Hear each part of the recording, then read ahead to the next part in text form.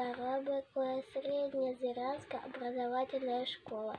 Лора Тась оборного мишку утешала. Оборного мишку утешала девчушка в изувеченной избе. Не плачь, не плачь, сама не доедала, уж сухаря оставила тебе. Снаряды пролетали и взрывались, мешалась кровью черная земля. Была семья, был дом, теперь остались совсем одни на свете, ты и я. А за деревней рощица дымилась, пожрать чудовищным огнем, и смерть вокруг летала злой птицы, бедой нежданной приходила в дом.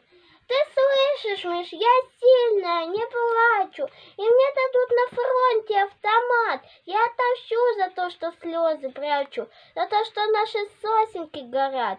Но в тишине свистели пули звонко, зловещий отблеск полыхнул в окне, и выбежала из дому девчонка.